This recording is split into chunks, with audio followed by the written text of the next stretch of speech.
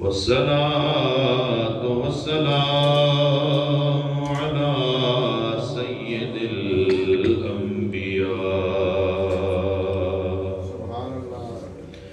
على سيد الأنبياء والمرسلين وعلى آله وأصحابه أجمعين. أما بعد فأعوذ بالله من الشيطان الرجيم. بسم الله الرحمن الرحيم. قال رسول الله صلى الله عليه وسلم: الصلاة معراج المؤمن، أو كما قال عليه الصلاة والسلام. صدق النبي صلى الله عليه وسلم. إن الله وملائكته يصلون على النبي يا أيها الذين آمنوا صلوا عليه وسلموا تسليما. السلام عليك يا سيدي يا رسول الله وعلى آلك وأصحابه الله. والصلاة والسلام عليك يا سيدي يا رسول الله وعلى آلك وأصحابك يا محمد رسول الله.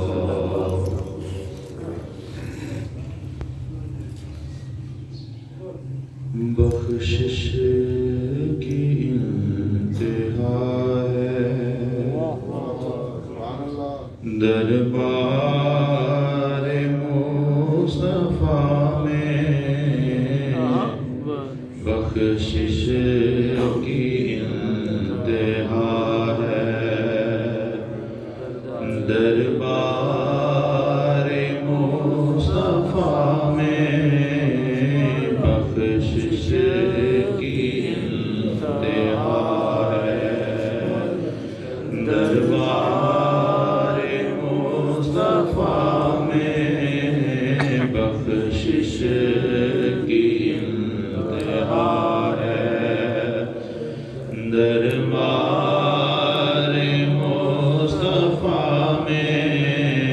ہر درد کی دوا ہے دربار مصطفیٰ میں، ہر درد کی دوا ہے.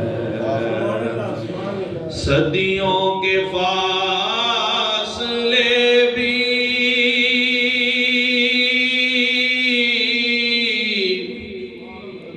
لمحوں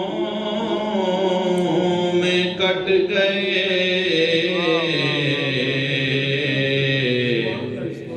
کیسا یہ ماجرا ہے معراج مصطفیٰ میں، کیسا یہ ماجرا ہے معراج مصطفیٰ میں. ہر درد کی دوا ہے دربار مصطفیٰ میں، ہر درد کی دوا ہے. گر پاس میرے ہوتا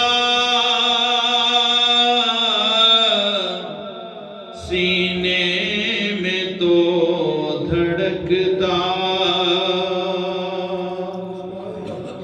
گر پاس میرے ہوتا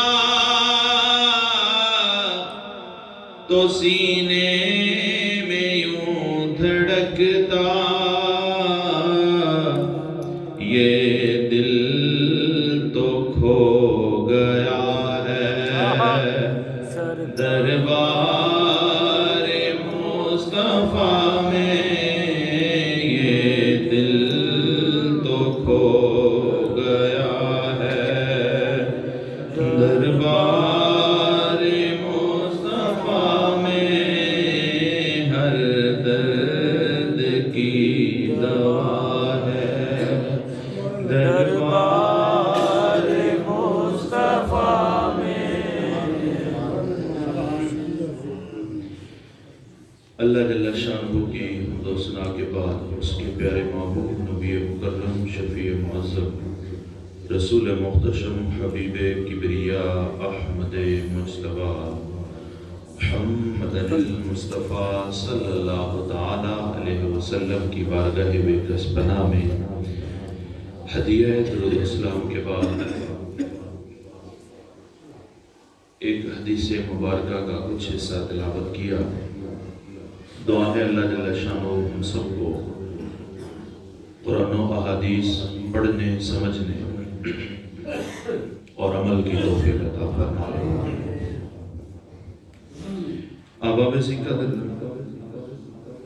قربان جائیں، یہ جو معراج کا معجزہ ہے، یہ جو معراج کا واقعہ ہے،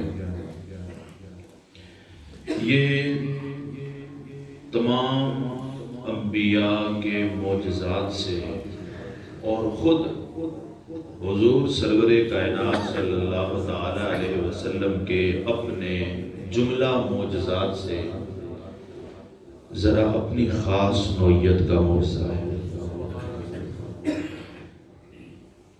سب سے بڑا معجزہ حضور سرور کائنات صلی اللہ تعالی علیہ وآلہ وسلم کا اللہ تعالیٰ کے کلام کو حاصل کرنا، مطلب قرآن مجید ہے۔ اس کے بعد جو معجزہ ہے وہ معراج النبی صلی اللہ علیہ وسلم کا معجزہ ہے۔ باقی جتنے انبیاء کرام کے معجزے ہیں، دو باتیں، ایک تو یہ کہ معجزے کی دونوں اطراف کا تعلق مخلوقات سے ہوتا ہے۔ مثلا جناب سیدنا عیسیٰ علیہ السلام نے ارشاد فرمایا کہ میں مورتی بناتا ہوں مٹی کی، اس میں پھونک مارتا ہوں اور وہ پرندہ بن کے اڑ جاتی ہے۔ جناب عیسیٰ علیہ السلام نے پھونک ماری، مخلوق ہے۔ دوسری طرف ایک چڑیا یا کوئی بھی پرندے کی مورتی بنائی اور وہ اڑ گئی تو وہ بھی مخلوق ہے، وہ بھی مخلوق ہے۔ تو اسی طرح باقی بھی جتنے معجزات ہیں، مثلا جناب موسیٰ علیہ السلام کا معجزہ ہے، عصا کو زمین پر پھینکا ہے، اژدہا بن گیا ہے، باقی سانپوں کو کھا گیا ہے۔ عصا خود ایک مخلوق ہے، جناب موسیٰ علیہ السلام خود مخلوق ہے، اژدہا بن رہا ہے، وہ بھی مخلوق ہے، پھر وہ آگے سانپوں کو نگل رہا ہے، وہ بھی مخلوق ہے، اور وہ دوسری اطراف میں مشرکین ہیں، فرعون ہے، وہ سب کے سب مخلوق ہیں۔ تو معجزے کے دونوں اطراف کیا ہیں؟ مخلوق ہیں۔ قربان جائیں کہ معراج ایک ایسا معجزہ ہے کہ اس کی دونوں انتہاؤں میں دو انتہائیں ہیں۔ ایک طرف مصطفیٰ کی روح میں مخلوق کی انتہا ہے، اور دوسری طرف خود خالق کائنات ہے جس کی کوئی انتہا ہے ہی نہیں۔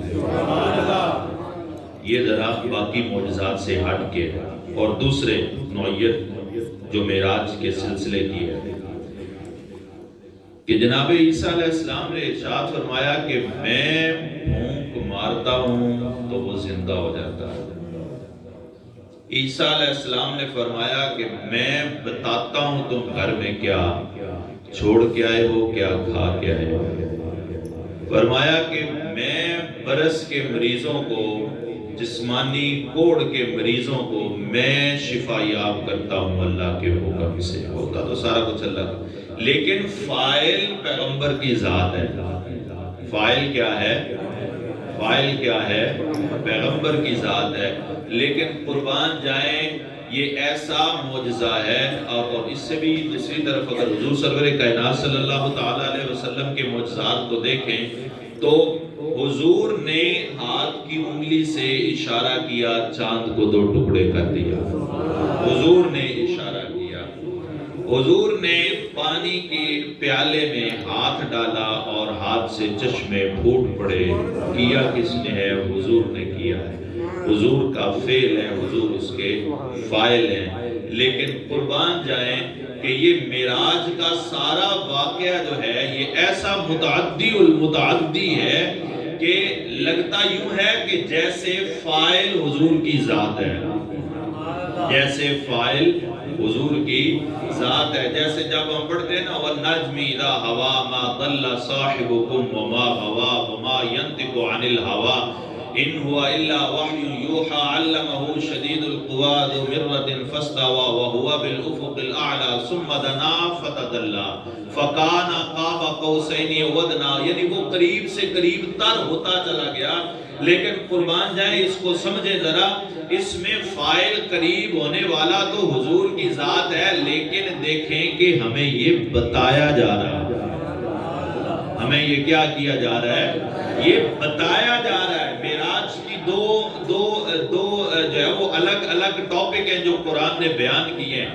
تو معراج کا جو معجزہ ہے اس میں اللہ رب العزت نے گویا اپنے محبوب کو ارشاد فرمایا، محبوب تو نے دعویٰ نہیں کرنا، تو ادھر آ، یہ دعویٰ میں کرتا ہوں، تاکہ کسی کو اعتراض ہو تو میرے محبوب تجھ پر کوئی بات نہ آئے، جس نے اعتراض کرنا ہے وہ میرے سے ہی بات کرے۔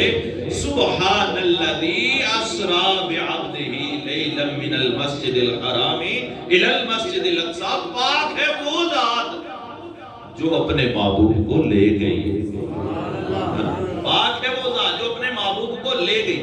یہاں پر سفر معراج کی بات ہے، تو جہاں پر سفر معراج کی بات تھی، جہاں پر سفر معراج کی بات تھی وہاں پر اللہ نے فاعل خود اپنے آپ کو رکھا ہے کہ میں اپنے محبوب کو لے گیا، پاک ہے وہ ذات جو اپنے محبوب کو لے گئی۔ اور دوسرا جو واقعہ ہے، دوسرا جو معاملہ ہے وہ کہاں کا ہے؟ وہ اس معراج کے واقعے کا ہے۔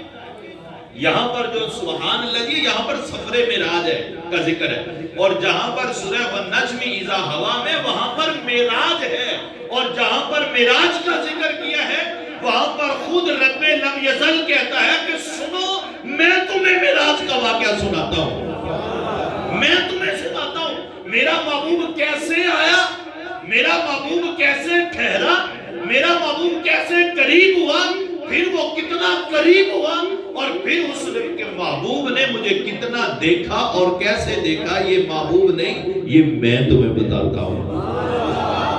تو یہ معراج کا جو واقعہ یہ اللہ تعالیٰ کی بہت بڑی نعمت ہے جو اللہ نے اپنے محبوب کو عطا فرمائی، بہت بڑی نعمت ہے۔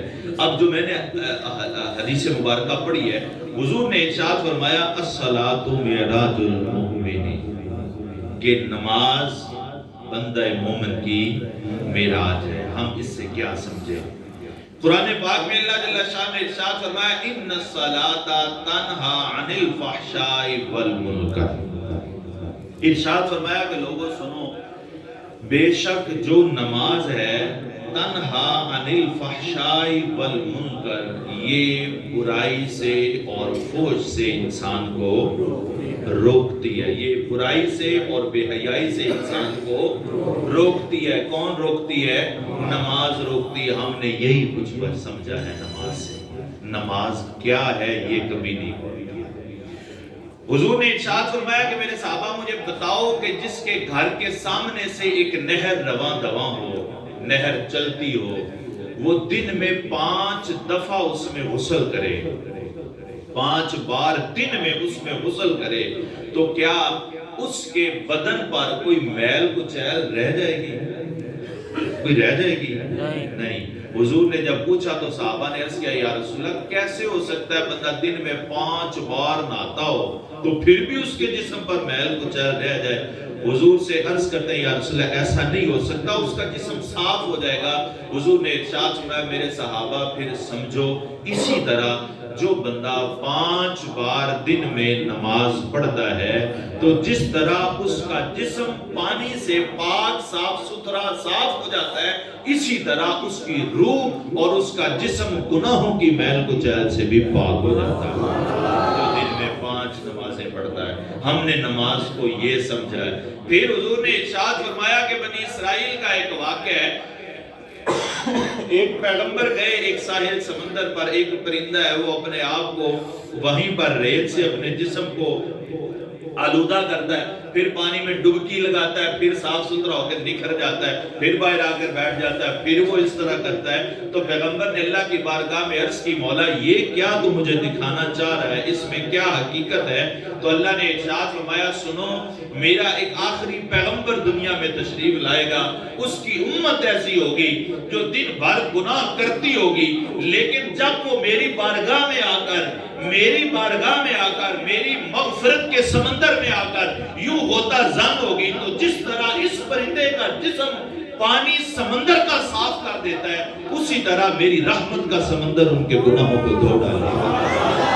حضور نے ارشاد فرمایا جب بندہ مومن نماز کے لیے مسجد میں آتا ہے، جب اللہ کی بارگاہ میں آتا ہے تو اللہ ارشاد فرماتا ہے فرشتوں سنو میری بارگاہ پاک ہے، میری بارگاہ بولے میری بارگاہ پاک ہے۔ بندہ آ رہا ہے تو یہ اپنے ساتھ اپنے سارے کرتوتوں کی غلاظت لے کے آ رہا ہے۔ پہلے نمبر پر تو یہ بھی حدیث ہے، حضور نے فرمایا جو بندہ وضو کرتا ہے نا، جو بندہ وضو کرتا ہے تو اس کے ناخنوں کے نیچے بھی اگر کوئی گناہ رہ جائے نا، میل کی نہیں اللہ نے بات بتائی کہ میل کوئی رہ جائے، ویسے صاف کرنی چاہیے ہمیں ناخنوں کے اندر سے بھی نا، تو حضور نے ارشاد فرمایا اللہ ارشاد فرماتا اگر اس کے ناخنوں کے نیچے بھی کوئی گناہ ہونا تو وضو کا پانی اس کو بھی دھو ڈالتا ہے۔ قربان جائے یہ تو حضور کی باتیں ہیں نا، ہمارے امام اعظم ابو حنیفہ کیا کہتے ہیں؟ آپ فرماتے ہیں میں بندے کے وضو کے پانی کو دیکھ کر بتا سکتا ہوں اس نے گناہ کیا کیا۔ تو اس کا مطلب کیا ہے کہ گناہ وضو کا پانی دھو ڈالتا ہے۔ اللہ ارشاد فرماتا ہے حضور نے فرمایا میرا بندہ میری بارگاہ پاک ہے، یہ دنیا کی غلاظتیں لے کے آ رہا ہے، میرے فرشتوں سنو اس کے سارے گناہ ایک طرف رکھ دو تاکہ میرا بندہ میری بارگاہ میں جب جھکے تو میری بارگاہ بھی پاک ہے تو یہ بھی پاک ہو کر جھکے میری بارگاہ۔ ابھی آپ نے مغفرت طلب نہیں کی، آپ تو خالی سجدہ کرنے کے لیے آئے۔ تو پھر جب وہ بندہ جانے لگتا ہے حضور نے فرمایا فرشتے اللہ کی بارگاہ میں عرض کرتے ہیں مولا کیا حکم ہے، واپس رکھ دیں؟ جا رہا ہے اب تیری بارگاہ سے، واپس رکھ دیں؟ تو اللہ رب العزت ارشاد فرماتا ہے فرشتوں یہ بات تو میری رحمت کو ہی گوارا نہیں ہے، وہ بات میری بارگاہ کو گوارا نہیں تھی کہ بارگاہ پاک ہے تو بندہ بھی پاک ہو کر آئے، اب یہ میری رحمت کو گوارا نہیں ہے کہ بندے کے گناہ ایک دفعہ اتار دیے ہیں پھر واپس رکھ دو، فرمایا ان کو ویسے ہی دھو ڈالو۔ ہم نے نماز کو گناہوں کی بخشش سمجھا، ہم نے نماز کو بے حیائی اور برائی سے روکنے والا سمجھا۔ حضور کی بارگاہ میں عرض کیا گیا یا رسول اللہ صلی اللہ علیہ وسلم ایک بندہ ہے وہ آپ کے پیچھے نمازیں بھی پڑھتا ہے لیکن وہ نا بری باتوں سے بچتا نہیں ہے۔ حضور نے فرمایا خاموش ہو جاؤ، خاموش ہو گیا۔ کچھ عرصے کے بعد پھر بارگاہ میں آ کے عرض کرتے ہیں یا رسول اللہ معافی طلب کرتے ہیں وہ بندہ جس کے بارے میں آپ کو شکایت کی گئی تھی، یا رسول اللہ اب تو بڑا پرہیزگار ہو گیا ہے۔ حضور نے ارشاد فرمایا تم نے سنا نہیں ہے ان الصلاۃ تنہی عن الفحشاء والمنکر، نماز بے حیائی اور برائی سے انسان کو روک دیتی ہے۔ نماز ڈنڈا لے کے مسجد کے باہر نہیں کھڑی ہے، نماز انسان کے اندر ضمیر کو زندہ کرتی ہے کہ جب انسان نماز پڑھ کے باہر جاتا ہے کوئی گناہ کا ارتکاب کرنے لگتا ہے تو نماز کہتی ہے ابھی تو مجھے پڑھا ہے۔ یہ نماز کا روکنا ہے، اور یہ کیفیت کب پیدا ہوتی ہے؟ جب نماز کو قائم کیا جائے، جب نماز کو قائم کیا جائے پھر یہ کیفیت ہو جاتی ہے کہ نماز آپ کو ہر عمل پر ٹوکے گی. دل مردہ، کیا شعر ہے، دل مردہ نہیں اس زندہ کر دوبارہ، دل مردہ دل نہیں اسے زندہ کر دوبارہ، یہی ہے قوموں کی مرض کوہن کا چارہ. تو دل جو ہوتا ہے نا، اس نماز کا کام دل کو زندہ کرنا ہوتا ہے. جس کو حضور نے فرمایا، صحابہ نے عرض کیا یا رسول اللہ نیکی واضح ہے برائی واضح ہے، جو کام معلوم نہ ہو تو کیا کیسے پتا چلے؟ حضور نے فرمایا اپنے اندر کے مفتی سے پوچھ لیا کرو. ہم تو دوڑتے ہیں نا، ایک علامہ صاحب سے مسئلہ پوچھا، دوسرے سے تھوڑا سا کلیش ہو گیا، ہاں علامہ صاحب میں نے تو وہاں سے یہ پوچھا تھا، آپ یہ بیان کر رہے ہیں، لہذا آپ غلط ہوئے. باہر کے مفتی کے پاس نہ جائے، اندر کے مفتی کو زندہ کرے. تو نماز کو ہم نے کیا سمجھا؟ حضور نے فرمایا کہ اپنے اندر کے دل سے پوچھ لیا کرے. تو نماز ہمارے اندر کو زندہ کرتی ہے. وہ نماز جو قائم ہو جائے تو نماز کو ہم نے یہی سمجھا، حقیقت میں نماز کیا ہے یہ سمجھے. ہم نے یہی سمجھا فَبِأَيِّ آلَاءِ رَبِّكُمَا تُكَذِّبَانِ. آج ہمارے جو پھل سبزیوں کی جو دکانیں ہوتی ہیں نا، اس کے اوپر فلیکس لگی ہوئی ہوتی ہے فَبِأَيِّ آلَاءِ رَبِّكُمَا تُكَذِّبَانِ. منڈی میں چلے جائیں، منڈی میں یہ بڑی وہ فلیکس لگی ہوئی ہوتی ہے، اور دکانوں میں چلے جائیں، ریڈیوں پہ چلے، یہ فلیکس لگی ہوئی ہوتی ہے. کیا ہوتا ہے؟ بے شک یہ بالکل درست ہے کہ تم اپنے اللہ کی کون کون سی نعمتوں کو جھٹلاؤ گے. پروردگار تو نے پتہ نہیں کیا نعمتیں بتائی، ہم نے تو سبزی فروٹ ہی سمجھا ہے کہ یہی تیری بڑی نعمتیں ہیں. سنیں اللہ کیا کہتا ہے. اللہ ارشاد فرماتا ہے پیارے موسیٰ، یہ جو آج نہیں نہ مان رہے، وَذَكِّرْهُمْ بِأَيَّامِ اللَّهِ وَذَكِّرْهُمْ بِآلَاءِ اللَّهِ، اے پیارے پیغمبر ان کو اللہ کی نعمتیں یاد دلائیں. پھل سبزی نہیں، ان کو نعمتیں یاد دلائیں جب ان کو رب نے فرعون کے چنگل سے نکالا تھا. یہ تھی اللہ کی نعمت. پیارے پیغمبر ان کو یاد کروائیں وہ نعمت کہ جب ان کو آپ نے عصا مارا تھا، سمندر نے رستے دے دیے تھے. یہ تھی اللہ کی نعمت.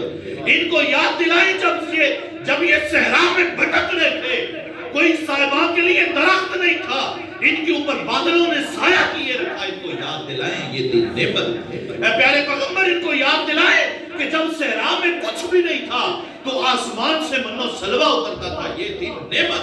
اے محبوب ان کو یاد کروائے کہ خالی یہ سبزیاں نعمت نہیں ہے. لَقَدْ مَنَّ اللَّهُ عَلَى الْمُؤْمِنِينَ إِذْ بَعَثَ فِيهِمْ رَسُولًا. پیارے پیغمبر ان کو یاد دلائیں اللہ کی نعمت یہ ہے کہ اس نے ایمان والوں پر احسان کیا ہے، اپنا محبوب عطا کر دیا. یہ ہے نعمت جس کا بار بار اللہ ذکر کرتا ہے فَبِأَيِّ آلَاءِ رَبِّكُمَا تُكَذِّبَانِ. وہ کس کس نعمت کو جھٹلاؤ گے؟ اللہ نے اتنی نعمتیں دی ہیں، یہ تو کچھ بھی نہیں ہے. یہ سبزی فروٹ جو ہے نا، آپ قرآن پاک پڑھیں، پہلا سپارہ ہے. جب موسیٰ علیہ السلام کی قوم نے کہا کہ ہم تو من و سلوہ کھا کے تھک گئے ہیں جی، ہمیں تو باسا دہا، ہمیں تو جناب وسر دیو، سانو تے تھوم دیو، سانو تے گڈے دیو، سانو پیاز دیو، سانو جناب سبزیاں دیو. تو اللہ رب العزت نے کیا ارشاد فرمایا؟ فَبَدْ ہوا ادنا بالذی ہوا خیر. ان چیزوں کو اللہ نے کم تر کہا ہے. ان چیزوں کو اللہ نے بولے، قرآن ہے، اللہ نے کہا ان کو کم تر بولا ہے اور ہم نے اسی پہ ہی فٹ کی ہے. تو باقی سب کچھ بول رہے ہیں. اللہ کی سب سے بڑی نعمت کیا ہے؟ حضور کا ہمارے پاس تشریف ہے. نماز کیا ہے؟ نماز کیا ہے؟ نماز بے حیائی سے بولیں، ابھی تک یہی بولیں، پھر آپ جو مرضی بولیں. نماز بے حیائی سے، برائی سے، گناہوں کو دھوتی ہے، گناہوں کو دھوتی ہے، روحانیت کو پروان چڑھاتی ہے، روحانیت کی غذا ہے نماز. حقیقت میں کیا ہے یہ سب؟ یہ ایک پینسل ہے، یہ میں ابھی یہیں پہ ممبر پہ بیٹھے ہوئے کسی بندے کو گفٹ کر دیتا ہوں. اپنے آپ سے سوال کریں وہ بندہ کب تک اس پینسل کو دیکھ کر اس وقوعے کو یاد رکھے گا؟ نہیں سمجھ آئی نا؟ آئی نا سمجھ؟ پھر سبحان اللہ نہیں آ کیا؟ یا پھر تو ہمیں جوڑنا نہیں آیا؟ یہ پینسل اگر میں آج کسی 15 برس کے بندے کو دوں ممبر پر بیٹھ کر تحفہ، تو 50 برس کی عمر میں بھی جب وہ اس پینسل کو دیکھے گا، لیکن شرط یہ ہے کہ اس نے اس کو سنبھال کے رکھا ہو۔ ساری باتیں سمجھے، شرط یہ ہے کہ اس نے اس کو سنبھال کے رکھا ہو، پھر 50 برس کی عمر میں بھی جب اس کو دیکھے گا اس کو پورا منظر یاد آئے گا۔ نہیں نا بھی سمجھ آئی؟ اس کو پورا منظر یاد آئے گا کہ میں کیسے بیٹھا ہوا تھا کہ قاری صاحب نے بلا کے مجھے تحفہ دیا ہے۔ تو احباب جی قدر کیوں نہیں سمجھ رہے؟ یہ نماز جو اللہ نے تحفہ دیا ہے اپنے محبوب کو کہ میرے محبوب آج تو جتنی نعمتیں، آج جو حضوری کی لذتیں، آج جو حضور کی لذتیں، محبوب جو عرش اولا پر، جو کعبہ کوثین پر بلا کر ہم نے آپ کو عطا کی ہے، محبوب تو جب نماز پڑھے گا تجھے یہ یاد آئے گا، محبوب تجھے یہ لذتیں یاد۔ پھر ایک اور بات سمجھے، یہ اصل نماز ہے۔ اللہ رب العزت کسی کو کوئی انعام دیتا ہے، کسی کو کوئی انعام، ابھی میں نے تھوڑی دیر پہلے ذکر، انعام یہ ہوا کہ گناہ ایک طرف رکھے گئے، لیکن اس کے بعد اس انعام کو اللہ تعالیٰ روکتا، بولے اس کو روکتا نہیں ہے، بندوں سے وہ انعام اللہ پاک دور نہیں کرتا۔ اللہ رب العزت قرآن میں خود کہتا ہے کہ اللہ تعالیٰ کو کیا ضرورت ہے کہ اگر تمہارے حالات اچھے ہیں، تم صحیح چل رہے ہو، تو اللہ تعالیٰ تمہیں خراب کر دے۔ اللہ تعالیٰ کو کوئی ضرورت نہیں ہے، نہ اللہ تعالیٰ کو یہ زیب دیتا ہے۔ اللہ تعالیٰ ارشاد فرماتا ہے قرآن میں کہ اللہ تعالیٰ کبھی ایسا نہیں کرتا کہ وہ لوگوں کو نعمت دے اور پھر وہ نعمت چھین لے۔ فرمایا ہاں لوگ خود اس نعمت کی بے قدری کرتے ہیں۔ تو اللہ رب العزت جب کسی پر انعام کرتا ہے، جب کسی کو تحفہ دیتا ہے، قربان جائے اللہ رب العزت کا انعام سمجھے کتنا اس کا انعام ہے ہم پر۔ اس نے ارشاد فرمایا کہ ہم نے احسان کیا ہے لوگوں پر، اور کیا احسان ہے وہ؟ کیا احسان ہے؟ اپنا محبوب عطا کیا ہے، اپنا محبوب۔ قربان جائے اتنا احسان کیا ہے، اتنا احسان کیا ہے، اور اس احسان کی نوعیت دیکھیں کہ کافر اور مشرک کعبے کے غلاف کو پکڑ کر کہتے ہیں پروردگار آگ برسا ہم پر، پتھر برسا ہم پر، لیکن اللہ کہتا ہے میرا محبوب جو تم میں موجود ہے۔ کیا احسان کی لج رکھتا ہے پروردگار، جب وہ کسی پر احسان کرتا ہے وہ اس احسان کو توڑ چڑھاتا ہے، فرماتا ہے میں اپنے محبوب کو دیکھوں یا تمہارے کرتوت دیکھوں۔ وہ کہتا ہے میرا محبوب اتنا پیارا ہے، تمہارے کرتوت کچھ بھی نہیں۔ فرمایا جتنا مرضی بڑا ظلم کر کے آ جاؤ میرے محبوب کی بارگاہ میں، میرا محبوب ایک بار کہہ دینا کہ پروردگارہ معاف کر دے، تو فرمایا تمہارے گناہ ایک سے علی سے یہ تک کسی حیثیت میں نہیں ہوگے۔ فرمایا کوئی پرواہ نہیں، سب کچھ معاف کر کے دو ڈالا۔ وہ نعمت نہیں بدلتا اپنی، اب جو اس نے اپنے محبوب کو یہ معراج کی نعمت عطا کی تھی، یہ حضوری کی لذتیں عطا کی تھی، یہ کعبہ کوثین کی لذتیں اس کو عطا کی تھی، یہ او ادنا کی لذتیں اور حلاوتیں اس کو عطا کی تھی، اب کیا ہوتا کہ پروردگار اس کو روک دیتا؟ بس رات کا معاملہ تھا۔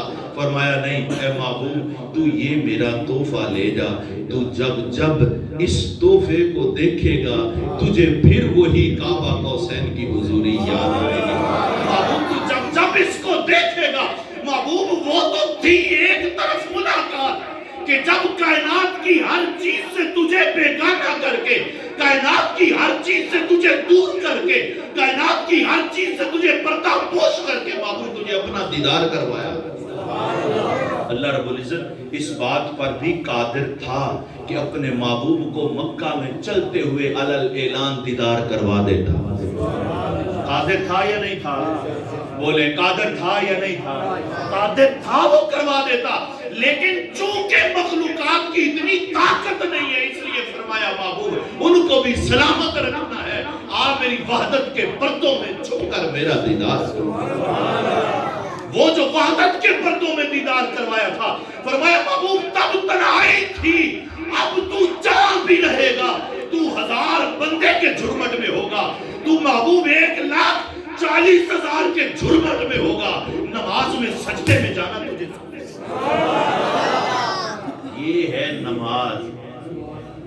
نے فرمایا الصلاۃ معراج المؤمن، فرمایا میری معراج جو کعبہ قوسین پر ہوئی تھی، فرمایا وہی معراج اگر چاہتے ہو تو نماز پڑھ لی۔ پھر فرمایا میری آنکھوں کی ٹھنڈک نماز ہے۔ کیا فرمایا؟ میری آنکھوں کی ٹھنڈک، میری آنکھوں کی ٹھنڈک نماز ہے۔ حضور کی آنکھوں کی ٹھنڈک نماز ہے، بندہ مومن کی معراج نماز ہے۔ اب آپ اسی قدر ہماری تو وہ حضور نے ایسا معراج، اب معراج کو سمجھیں۔ کاش کہ ہماری کیفیت یہ ہو جائے، کاش کہ ہماری کیفیت یہ ہو جائے۔ وہ حکایت مشہور ہے کہ وہ اس کا پیالہ توڑ دیا تھا مجنوں کا لیلا نے، تو اس نے وہ ناچنا شروع ہو گیا، رقص کرنے لگا۔ لوگوں نے کہا تیرے ساتھ اس نے بےزتی کی ہے تیری، اس نے پیالہ توڑ دیا، سب کو وہ دے رہی ہے، تو تجھے کیا پڑی ہے؟ کہ وہ رقص کرنے لگ گیا۔ اس نے کہا اس بات کو چھوڑو، یہ دیکھو اس نے سب سے الگ مجھے کیا ہے، باقی سب کو دیتی جا رہی ہے، مجھے اس نے منفرد کیا ہے، مجھے اس نے الگ کر دیا ہے۔ تو اباب قدر محبوب اور